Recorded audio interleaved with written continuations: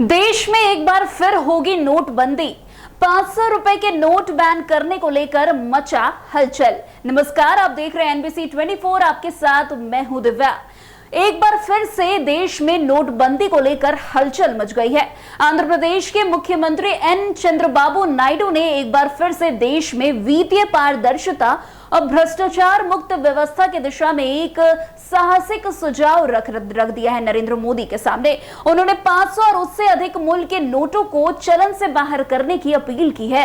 उनका मानना है कि उच्च मूल्य के नोटों को हटाकर देश को पूरी तरह से डिजिटल लेन देन की ओर ले जाया जा सकता है, जिससे न केवल भ्रष्टाचार पर लगाम लगेगी बल्कि अर्थव्यवस्था भी अधिक पारदर्शिता आएगी उसमें।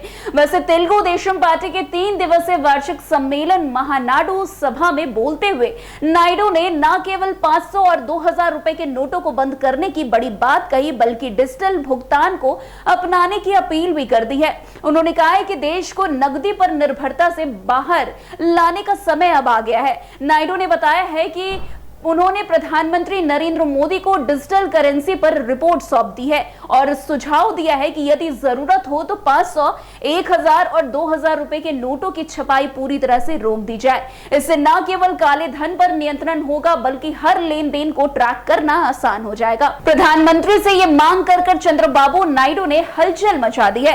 वैसे इस बीच भारतीय रिजर्व बैंक यानी कि आरबीआई ने भी नकदी व्यवस्था को लेकर एक नई गाइडलाइन जारी कर दी है। अब सभी बैंकों और व्हाइट लेवल एटीएम ऑपरेटर को यह सुनिश्चित करना होगा कि उनके एटीएम में 100 और 200 रुपए के नोट उपलब्ध हैं या नहीं।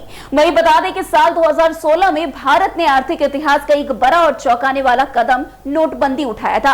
केंद्र सरकार ने अचानक 500 और 1000 रुपए के पुराने नोटों को अवैध घोषित कर दिया था। इसका उद्देश्य था काले धन, भ्रष्टाचार और नकली मुद्रा पर लगाम लगाना। इसके बाद मई 2023 में 2000 रुपए के नोटों को भी धीरे धीरे चलन से बाहर कर दिया गया।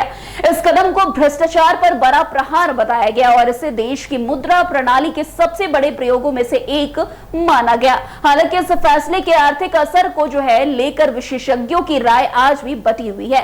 कुछ इसे सहायक सुधार कहते हैं तो कोई इसे आर्थिक गतिविधियों में रुकावट और आम आदमी के लिए परेशानी भरा कदम मानते हैं। खैर, अब जिस तरीके से चंद्रबाबू नायडू ने बड़ी मांग कर दी है, उससे क्या सचमुच एक बार फिर से देश में 500 रुपए के नोट को बंद करने की वो आगे काम किया जाएगा या नहीं, ये देखना काफी दिलचस्प होगा। तो आज की इस खबर में बस इतना ही। अन्य खबरों में हमारे साथ ऐसे आगे बने रहे और देखते रहिए। तब तक के लिए एनबीसी 24। धन्यवाद।